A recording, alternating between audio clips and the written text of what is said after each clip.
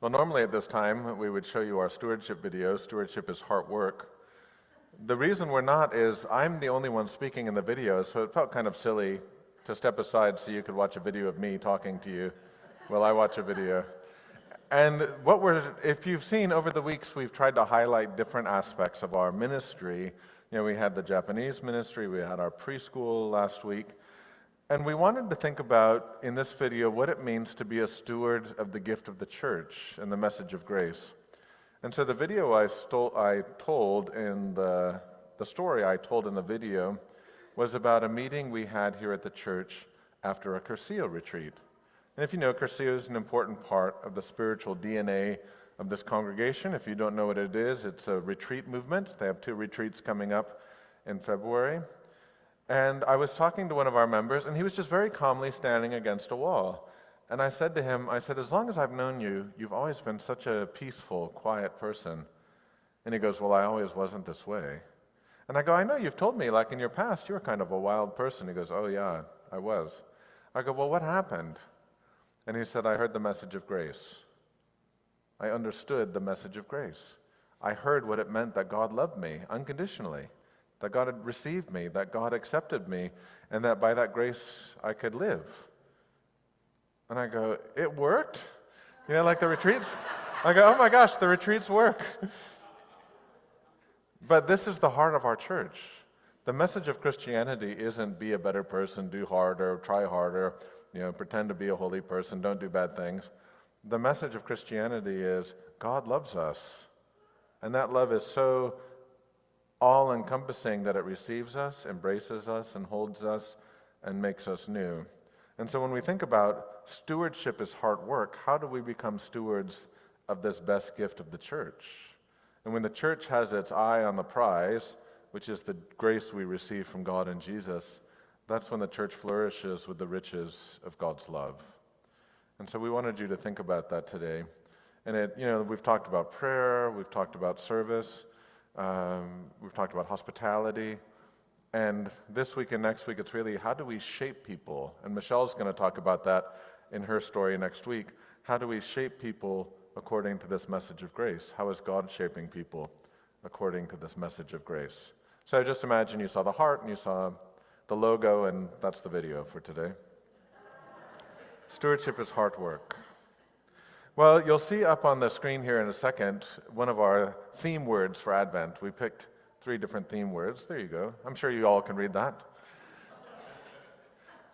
So this is obviously a Japanese word, and we took 3 words from our trip in Japan in October, and we're bringing them forward to you as the congregation as things to reflect on in Advent. And hopefully you watched the video that I sent out this week with our parish email. By looking at the video accounts we have, I know not all of you have seen it, so I'll just review my part of it, which was our theme for Advent was Advent, Revolution of Peace. That was the theme, Advent, Revolution of Peace. And I mentioned in the video that the word revolution gets used at least 3 different ways historically, and we're using the first usage. And the first usage was that revolution was very much like the orbit of the planets. That's where the word came from, literally the revolving of the planets. And that when things went wrong, the orbit went wrong, and you were trying to set it right. Meaning that revolution was a kind of restoration to the proper orbit. So the American Revolution is a perfect example of this. When they said that Americans, well, we weren't Americans yet, subjects of the British Crown were endowed by nature's God with inalienable rights, and we needed to fight to live according to how we were made, it was an argument of restoration. God made us in a certain way, and we need to restore that over against the current reality in which they were living. The word took on a second hue, which we're not using, which is the French Revolution, which happened very quickly after the American Revolution, all the way to the Bolshevik Revolution, was an attempt to remake the world according to our own ideas. Maybe we can turn the world into something we imagine, and none of those have ever worked. They've never been successful. It was fighting for something that could not be, a world that could not be, no matter how wonderful it was to think about in some cases. And it kind of turned the word to where we find it today, which is merely revolution as pharmaceutical technological innovation. Do you want to revolutionize the kitchen? We have this new invention that's going to revolutionize housework. That's sort of a 1950s classic. Think about artificial intelligence. Artificial intelligence is going to revolutionize the world, which is some form of technology is going to fundamentally change the nature of reality. Something pharmaceutical, something electronic. And so the word's been reduced to that capacity of some technological change. And so when we say Advent, revolution of peace, we're talking about the restoration of a world, and as we heard actually in the gospel this morning, really a universe, according to God's original purposes, which in this case is peace. Now, that's what this word means, peace, in Japanese, heiwa. And it's a very important word in Hiroshima. And I want to tell you, I don't speak Japanese. I'm like 2 days ahead of you in the Japanese lesson, so don't feel bad. I'm learning it as we go. But obviously, this way of writing is very different than our way of writing. It's using pictograms to make sense of words. So this is actually a few different ideas that have been compiled into the idea of peace. Like if you look at the top picture, it's actually the word for flat. And so there's an interesting dimension to peace, which is flatness. This is a very Advent idea.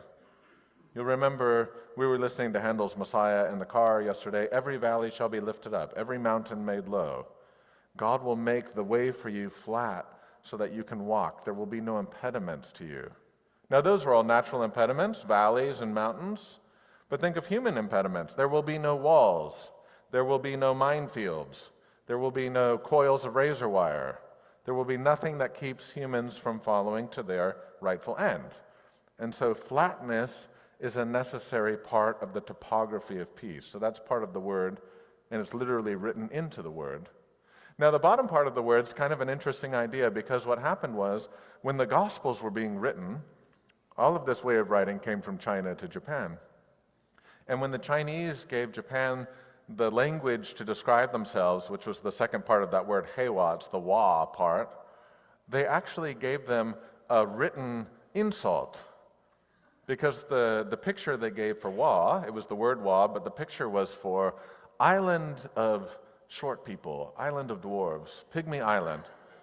It was an insult. And actually, that pictogram developed into island of the people bent over, kind of oppressed. Now, obviously, if you were living in Japan, that wasn't a very flattering way to describe yourself. So they changed it to this word, which became the meaning of wa for harmony.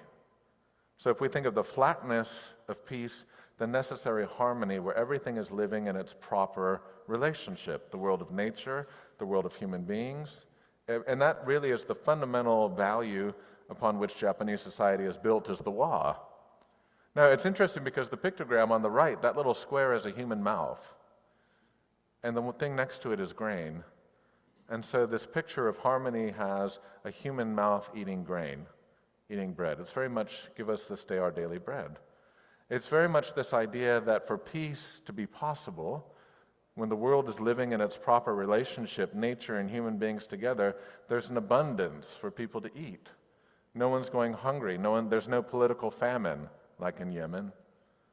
There's no difficulty of life flourishing. And so these two aspects together of the word peace are kind of our way of reflecting into the beginning of this idea, what does it look like for God to have a revolution of peace? Really, we're talking about restoring things to their proper order on the seventh day of creation when God had finished everything in its harmony and rested. That's the peace. Because there's something very different between the word peace and something like a ceasefire. A ceasefire isn't a peace. It's just the pausing of conflict. We just saw that in Israel and Gaza. And the Israelis will tell you we can't have peace until Hamas is gone. And the Gazans will say we can't have peace until the Israelis stop fighting us. Neither side feels that the conditions have been met for a genuine peace. We can talk about a ceasefire, but not a peace. Same thing in the Ukraine. The Russians go, well, let's have peace. And we can't have peace till you get out of parts of our country that you've taken. And we see ceasefires and these moments of the cessation of conflict and violence are very different than this idea where there's no longer a dangerous landscape where human life can flourish together. And so this invitation to peace is something very different than a ceasefire, and it's something that we see reflected in the Bible today. Oh, that you would tear the heavens and come down, says the prophet Isaiah. It feels like the world is broken. Why don't you just finish breaking it? Oh, that you would tear the heavens. And we even use this language in cosmological descriptions of the fabric of space-time. Oh, that you would tear the heavens and come down. Oh, God, that you would just come and restore everything to the way it was meant to be. It wasn't supposed to be this, that's for sure. Even when Isaiah is looking at the righteousness of the people, he says, even our righteousness isn't that great. He says it's like dirty rags, and he means menstrual rags, but he won't say that because the translators felt that was a little too much for church. He means those parts of human effluvia, our blood and the liquids coming out of us that leave a smell. He's saying that's what we smell like before God. Oh, that you would tear the heavens and come down and restore your people Zion. Things aren't going so great. And so restore the promise that you've made. And in fact, in some of the readings for the devotional this week, they were so stark and so violent that I chose not to use them because I go, I don't want to talk about this. People are tired of the hard ones, so let's not talk about Zechariah and some of the image of Israel being destroyed, Jerusalem being violated in very descriptive terms. It's this idea that the prophet Isaiah says, oh God, that you would just come and make things right again. And this idea that peace may only be possible when there's something like the tearing of the sky. We see that at the baptism of Jesus, there's a literal tearing of the sky. We see that Jesus' life and ministry gives us the fulfillment of a lot of this stuff, but it's not the end. And that's why we talk about Advent in three senses. Advent is God coming amongst us at Christmas in the ministry of Jesus. Advent of God coming amongst us now in our worship by the power of the Holy Spirit. God is here. And that word Advent comes from the Latin advenire, coming toward you. It's God coming toward you. Advent isn't a season for you to return to God. It's a season for you to be aware that God's coming to you. That's why the image Jesus uses in the gospel is of a homeowner, a landowner who comes home. He doesn't say, and then all the people packed their bags and went and found the landowner. He was saying, you better get ready for when God comes to you. And that's why it's important that you're here in church. You have an awareness that God is coming to us. I've had several people say they were going to sleep through the sermon today when they saw it said, keep awake on the bulletin.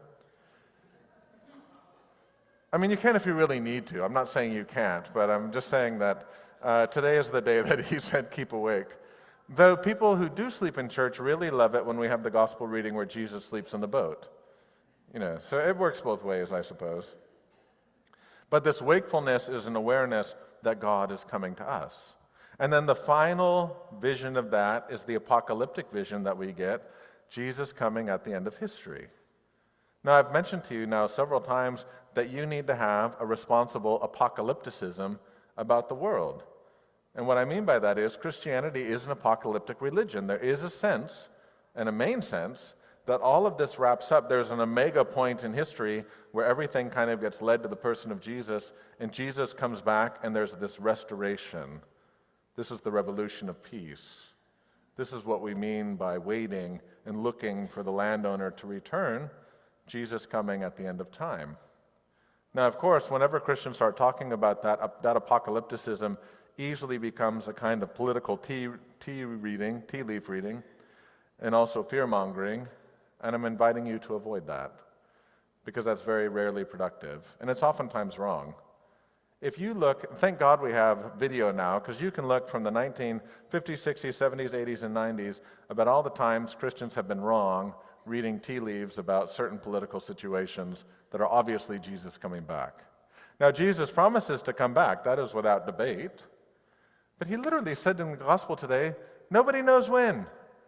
So if you think you're going to put together the theory and go, well, I know. He goes, I don't even know. The Father is keeping that to the Father, And the reason that's important to say is our role is not political prognostication. Our role is to be fig branches. That's what Jesus tells us. Our role is to be fig branches. But before we get that, we need to talk a little bit more about how serious this issue is. Because when Isaiah says, tearing open the sky, oh, that you would come down, Jesus talks about the sun going out, the moon no longer shining, and we know that makes sense. If the sun's out, the moon's not going to reflect anything. The stars falling from the heavens. We have this idea of like our star dying. Now, when I was a little boy in third grade, I remember when they said, the sun in our solar system is going to one day grow so large that it consumes the earth. And I went, oh, that doesn't sound good. Yeah, that was like 1982, and I'm like, when is that going to happen? They go, it will happen in 4 to 8 billion years. And I go, okay, I think we're okay. I think we'll have some other problems that we have to deal with. But we know that as soon as all the hydrogen inside the sun has been consumed, the sun will grow in this crisis of dying to a huge red star, then it'll collapse to a white star, and then and then it turns into a nebula. It'll just turn into this beautiful space gas. And we know that some of them turn into black holes and other things. But we see evidence of the creation dying all around us, is what I'm saying. We see evidence of things ending all around us. And what Jesus says in this story is that all of this stuff is going to end so that there can be a new beginning. And that's why responsible Christian apocalypticism talks about the end in the context of a new beginning. And this new beginning is the new creation that God has promised. And that's why even the Bible itself says, oh God, the world feels very tired. The universe feels very tired. The solar system feels very tired. It feels like the garment, and we use that fabric of space-time, it feels like it's just worn out. We can see places on the earth that feel worn out. We can see people's lives that feel worn out. See, a lot of people can feel that apocalyptic moment, but on an individual scale. So we see people suffering on an individual scale. Yesterday I was up at a Starbucks on Warner and meeting the family of the young man who had overdosed on fentanyl because they wanted to have a conversation. And we were talking about what it's like to go through your first holiday after your loved one dies. Oh, that's not easy. So what is that like, and what did it feel like, and what are you doing to get ready for Christmas, and all of those things. That is the world ending in a very real way for that one family, but not for us. And sometimes it happens, maybe there's a fire or something, and multiple families are affected. When we get to a war, now we're feeling that apocalyptic moment en masse in a huge community of people. We're all feeling the same kind of sense of horror, the same kind of pain, the same kind of death. And here we get this image that it happens on a sort of galactic scale. Now, it's important that we have that galactic perspective because it's a reminder that Jesus' ministry isn't just for this planet. This planet has a special vocation and calling. This is the science fiction of gospel teaching, which is God has chosen this planet out of all the planets in the universe to make a planet of priests. That's what God has chosen the earth for. So we know there's endless numbers of planets, billions and billions of stars and all of that stuff. But this planet is the one planet that God chose to be priests. That's why when you're baptized, we make you into a priest. You don't get a little robe. Well, sometimes you get a little robe. But it means you have a ministry now because God is making not just a nation of priests, Israel, but an entire planet of priests, the planet Earth, for this kind of galactic significance of the cross. And that's why we always read the first chapter of the Gospel of John on Christmas Day, because it talks about the cosmic significance of the ministry of Jesus. It's not just a child who's born in Bethlehem. It's a child whose birth in Bethlehem represents the beginning of a restoration of peace, a revolution of peace for the whole universe, for everything. And Jesus here is talking about everything ending so there can be a new beginning. That's the revolution. And that's the gift. And you have a role in that as a priest. And you have a role in that as a fig branch and a fig leaf. Remember, Jesus didn't say, and now everyone, the sun is going to go out and the stars are going to go down, and I want you all to run around and scare the crap out of each other. Everyone, frighten your neighbors and tell them how bad, He didn't say that. He said, think about the fig leaf. Think about the fig branch. No, I'm not a grower of plants. I don't have the patience to be a grower of plants. But I do know that you can wake up your fig trees. Like if you live in the Midwest or somewhere and you pull the fig tree out of the garage, and then the first frost comes and you have to pull it back into the garage because you don't want to wake it up and be damaged by the frost. But this idea of waking up the plant is the possibility of fruitfulness. This is the final key of your apocalyptic living, which is God is waking you up to be fruitful as a sign of the new beginning to come. This is the fundamental, basic summary of our Advent teaching about mouths being filled, about flat places being made. The Hewa of Advent is God is waking you up to be a little springtime so that your fruitfulness will be a sign of the new beginning to come. Now, the interesting thing about figs and fig trees is they don't have flowers, or at least not flowers like an apple tree or a plum tree, because when figs develop, the flower grows inside what will become the fruit.